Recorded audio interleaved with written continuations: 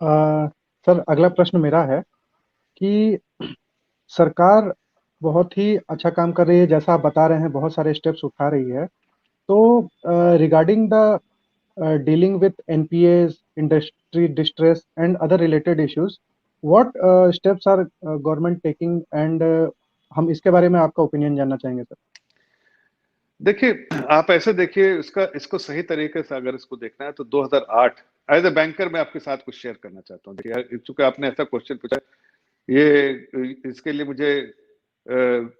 बिना झिझक कुछ बातें कहनी चाहिए, इसलिए क्या मैं, मेरा एक्सपीरियंस है, मेरा एक्सपर्टीज है और मैं उस चीज को देख चुका हूं अपने आंखों से। ये पार्टी और पॉलिटिक्स से हट के मैं बोल रहा हूँ, इसको एज ए प्रोफेशनल इस बात को मैं जवाब दे रहा हूँ कि देखिए, जब एनपीए की बात होती है तो आपको ये मुआयना करना चाहिए कि एनपीए क्यों हुआ। क्या हमारे सिस्टम में कुछ कमी थी, या हमारे अप्रोच में कुछ कमी थी, या हमारे कॉन्डक्ट में कुछ कमी थी? कहीं ना कहीं तो कमी थी। ये सारी चीजों की कमी एक साथ हुई और उसके बाद हमने गलत काम किया होगा, या गलत हुआ होगा, किया होगा या हुआ होगा, जो भी है, बट अल्टीमेट इंटेंशन भी कुछ भी हो, अगर कॉन्सिक्वेंस गलत है तो सामने आपके साथ एनपीए है। तो जब 2008 में इकोनॉमिक क्राइसिस हुआ तो उसके बाद सरकार ने डिसाइड किया कि बैंकों के दर जो है, मतलब लिक्विडिटी इतना क्रिएट कर दो कि यहाँ डिमांड की कमी नहीं हो, लिक्विडिटी इतना, और जॉब में प्रॉब्लम ना हो और डिमांड बढ़ता रहे। वो सही, उसको आप उस फैसले को इकोनॉमिक क्राइसिस के परिप्रेक्ष्य में देखें तो सही भी हो सकता है, गलत भी हो सकता है। लेकिन जिस तरह से कोई डिसीजन लिया जाता है उसको इम्प्लीमेंटेशन बहुत है, उसको इम्प्लीमेंट कैसे किया गया,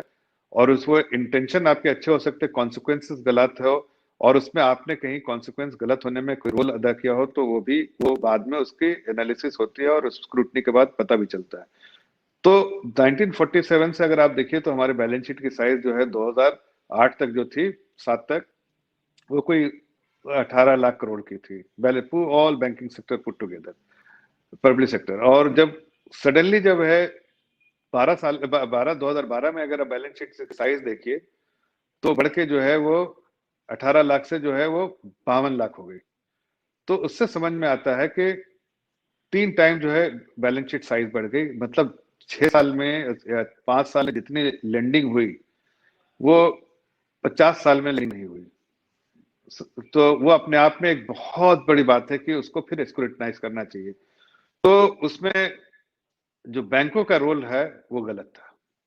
सरकार का रोल उस वक्त का गलत था, फैसला जिस तरह से लिया था उसको इम्प्लीमेंट करने का तरीका गलत था। इसलिए कि आपने बैंकों को आजादी दी लेंड करने के लिए, लेकिन आजादी इसलिए नहीं दी कि बैंकों को लेंड करना चाहिए, आजादी दी कि आप बॉटल नेक नहीं बने, लेकिन आप सही प्रोजेक्ट को एनालाइज करके और उसको दें। बैंकों का काम है कि क्रेडिट एवेल्युएशन प्रोसेस जो है वो अच्छा होना चाहिए, रिस्क एनालिसिस सही से करनी चाहिए कि what are the risk associated with each time your lending to a company. वो काम उन्हें जो क्रेडिट इवैल्यूएशन प्रोसेस बोलते हैं, वो क्रेडिट इवैल्यूएशन प्रोसेस में बहुत वीकनेस था। आपने ऐसे ऐसे गलत काम किए उस वक्त के लोगों ने कि आप सोचेंगे तो लगेगा कि बैंक था कि ये मतलब एक आपसे अंडरस्टैंडिंग थी। इसलिए कि बैंक का एक रोल होता है, बैंक जब क्रेडिट इवैल्यूएशन करती है तो उसमें देखती है कि कैश फ्लो बहुत स्ट्रांग हो, फ्यूचर कैश फ्लो बहुत स्ट्रांग हो, उसके बेसिस पे आप आज जो है प्रोजेक्टेड कैश फ्लोज में, और उसके बेसिस पे आप जो है आज फंडिंग कर रहे हैं, या फिर आप एसेट्स इतना स्ट्रांग हो कि आपके बाद जब उसका अगर मान लिया उसको वापस सेल करना हो तो आपके एसेट इतना रिकवरी हो सकती है। या फिर आपने अगर किसी से आपने पर्सनल प्रोमोटर के पर्सनल गारंटी ली तो whether you have collateralized those guarantees, personal guarantee को फ्यू एसेट्स ऑफ हिज, तो वो भी नहीं था। तो उस वक्त क्या किया गया, देखिए 3 तरह से सरकार पहले तो बिल्कुल आजादी का पूरा फायदा उठाया, जो कंपनियों को पैसा नहीं चाहिए था वो कंपनियों को पैसा दे दिया, जो प्रोजेक्ट में पैसा नहीं दिया जा सकता तो वो प्रोजेक्ट में पैसा दिया, जो प्रोजेक्ट जिसको जिसको फोन आ गया या किसी जिसने इन्फ्लुएंस करवा लिया सरकार से, उस वक्त सरकार से उसको बैंकों ने पैसा दे दिया। तो ये like it was like free for all. जिस तरह से ले क्रेडिट इवैल्यूएशन ताक पे रख दिया गया, प्रॉपर क्रेडिट वैल्यूएशन नहीं किया गया उस वक्त, और इट वाज सो एविडेंट कि आप, अगर मैं आपको एक एनालिसिस बताऊं तो आपको हैरान रह जाएंगे कि अगर उस वक्त के आप 4 साल के आप बड़े प्रोजेक्ट सिर्फ लीजिए, और मैं रिक्वेस्ट करूंगा कि लोगों को कि अगर इसके आपके आप इस इंटरव्यू के माध्यम से अगर लोग उस वक्त की रिपोर्ट है, डेप्टर्स करके एक रिपोर्ट आई थी क्रेडिट स्विस की, अगर वो पढ़ेंगे तो उसका अंदाज होगा कि कितना गंभीर था उस वक्त जो हमारा क्रेडिट एवेल्युएशन प्रोसेस, कि कितनी सारी जो कंपनियां जो उस वक्त दिखा रही थी कि जिसमें जो क्रेडिट वैल्यूएशन प्रोसेस के दिखा रहे थे कि भाई आगे पैसा मिलेगा, लेकिन वो जब एक्चुअली उनको जो डिस्काउंटिंग रेट, जो आपका जो डिस्काउंटिंग रेट, जो इंटरेस्ट रेट पे जो लोन उठाया उन्होंने, उसको अगर डिस्काउंट करे, वो उसी डिस्काउंटिंग रेट से फ्यूचर कैश फ्लोज को जो उन्होंने कैश फ्लोज दिखाया है, तो आपको लगेगा कि जो एबिटा है वो नेगेटिव है। तो ऐसी 67% कंपनियां थी जिसके एबिटा नेगेटिव थी, मींस कि 67% कंपनियां जिसके EBITDA negative, means which we can never take off, वो कंपनियां कभी प्रॉफिट बना ही नहीं सकती, इसलिए कि वो एबिटा नेगेटिव है। एबिटा नेगेटिव मतलब कि आपके अर्निंग ही कम है कि आप डेट सर्विसिंग क्या करेंगे, उससे पहले ही आप लॉस में है। अगर आपके पास 100 रुपए आपने लिया और आप उसमें से 10 रुपए बना रहे हैं, 10 रुपए में आप 1 रुपए इंटरेस्ट है, बाकी 2 रुपए खर्चे हैं, तो आपके पास 2 रुपए खर्चे काट के 1 रुपए इंटरेस्ट भी दे के 7 रुपए बचेगा या 2 रुपए बचेगा। लेकिन आपके एबिटा ही नेगेटिव आ रहा है, मींस कि आपके पास तो आपके खर्चे काटने के बाद आपका डेट सर्विसिंग आप उसी में कम पड़ रहे हैं, तो डेट सर्विसिंग क्या करेंगे। इक्विटी इनफ्लो में और जो एसेट्स के इन्फ्लेट इतना कर गया, वैल्यूएशन को इतना इन्फ्लेट करके दिखाया कि वो हर वक्त जो 10 रुपए की चीज को 40 रुपए करके दिखाया कि वो रिकवरी कभी नहीं हो सकती, इसलिए बहुत सारे एनपीओ हुए। और ये जानबूझकर बैंकों ने, बैंक और सरकार की एक अंदर उस वक्त की फाइनेंस मिनिस्ट्री और वहां की लीडरशिप उस वक्त की एक साथ एक अंडरस्टैंडिंग या सॉफ्ट अंडरस्टैंडिंग कहिए, या फिर एक तरह की कहीं ना कहीं थी जुगलबंदी थी कि बैंकों ने आसानी से लोन दिया without credit valuation, without having a proper valuation on those assets which has been collateralized, और बहुत सारी चीजों को जो है कैश फ्लो को सही से नहीं किया। उन्होंने DSCR for the purpose of just putting it as a number दे दिया, लेकिन प्रॉपर उसका जो है वो जो कैश फ्लो को असेस नहीं किया। इससे जो है सारे एनपीएस हुए। लेकिन हमारी सरकार आने के बाद हमने दो चीजें अच्छी की। हमने सबसे पहले क्रेडिट वैल्यूएशन प्रोसेस किया। हमने देखा अगर क्रेडिट ऑफटेक का देखिए नंबर क्यों कम हुआ, इसलिए कि हम जो बैंकेबल क्रेडिट है उसको देंगे, ये हमने साफ कहा। कोई सरकार की तरफ से कोई आपको हस्तक्षेप नहीं होगी, आप बिल्कुल आप जिसको जो डिजर्विंग है उसी को मिलेगा, बैंकेबल क्रेडिट को मिलेगा,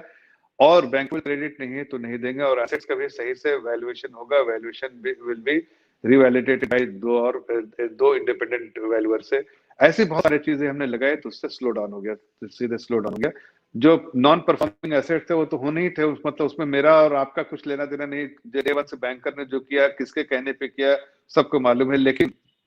उसके बाद अगर वो जनरेट ही नहीं कर सकता कैश, उसके अलावा जो साइफनिंग ऑफ मनी, पैसे निकाल लिए ओवर बिलिंग करके,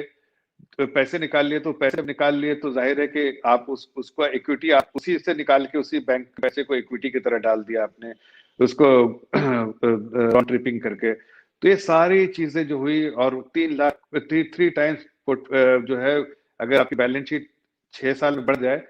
4 साल 5 साल में बढ़ जाए, तो उससे समझ में आता है कि रेकलेस लेंडिंग हुई थी। Reckless lending is the right word during that period. और मैं बैंकर था, मैं बैंक में था, मुझे मालूम है किस तरह से फंडिंग हुई है, और उसका नतीजा है कि आज एनपीए इतना था। लेकिन हमारी सरकार ने 2 अहम फैसले लिए,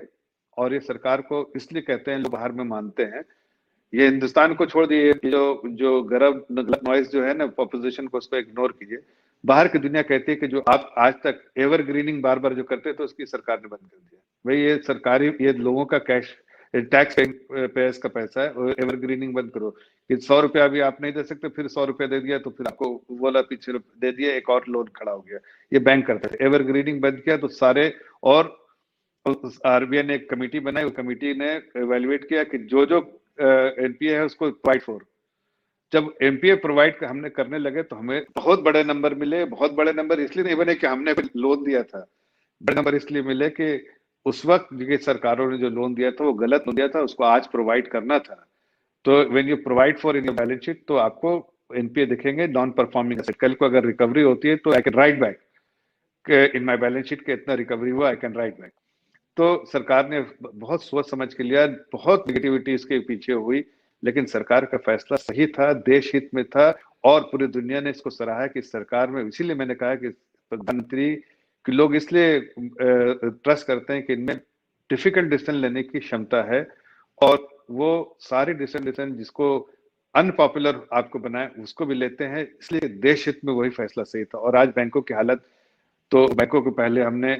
जो है वो एक पॉलिसी थी कि पहले आप उसको रियलाइज करो कि ये है, आइडेंटिफाई करो, उसके बाद उसको प्रोवाइड करो, फिर उसको रिकैपिटलाइज करो, फिर उसका मतलब रेजोल्यूशन भी निकालो। हमने आईबीसी के थ्रू रेजोल्यूशन निकाला, रिकवरी भी हुई, रिकवरी मोड में रखा इस सारे आइडेंटिफाइड एसेट्स थे जो एनपीए, और हम सरकार ने बिल्कुल सख्ती से बैंकों को कहा कि आपके पूरी काम रिकवरी में लगनी चाहिए, 10 लाख 12 लाख करोड़ जो भी है। और अब देखिए उसमें जो है जो आईबीसी हमने एक्ट लेकर आए, और उसके बाद उसमें रेजोल्यूशन भी निकला, हमने 3-4 लाख करोड़ ऑलरेडी रिकवर कर लिया है, और आगे रिकवरी प्रोसेस चल रहा है। तो मुझे लगता है कि ये एक, और अब जो लेंडिंग हो रही है, स्ट्रांग लेंडिंग हो रही है, सही तरीके से लेंडिंग हो रही है, ताकि पैसा जो सरकार का, जो टैक्स पेयर्स का पैसा सही है, बैंक को हमने रिकैपिटलाइज किया, फिर से उसमें जान भरी, फिर से उसमें जो ब्लड चाहिए था उसको दिया, और अब बैंक जो है बेहतर कर रही है। आज आप छोटी सी एक मिसाल लेके देखते हैं कि क्यों, आप देखिए कि आप इंडसइंड बैंक एक एग्जांपल देता हूँ, या ऐसे कई बैंकों का एग्जांपल दे सकता हूँ कि जो उनका शेयर जो है वो, और एचडीएफसी, और किसी को छोड़ दिए, एचडीएफसी बैंक सिर्फ सही से मैनेज हो रहा है तो दुनिया की किसी बैंक को उठा के देख लीजिए, दुनिया के किसी बैंक को, और एचडीएफसी हिंदुस्तान के बैंक को, उसका मार्केट कैपिटलाइजेशन जो है, आपको एचडीएफसी इज फार अहेड, इसलिए कि एचडीएफसी का जो मंत्रा था वो एफिशिएंसी पे, मैनेजमेंट पे, और उसके सारे सिस्टम ऐसे थे जिसमें आप अनफेयर प्रैक्टिसेस नहीं कर सकते थे, और कोई इन्फ्लुएंस नहीं। तो आप देखिए उसका स्टॉक भी कहाँ बढ़ता है, उनकी वैल्यूएशन, पूरी दुनिया उसको वैल्यूएशन देती है, अकेले हिंदुस्तान नहीं, पूरी दुनिया चाहती है एचडीएफसी में इन्वेस्ट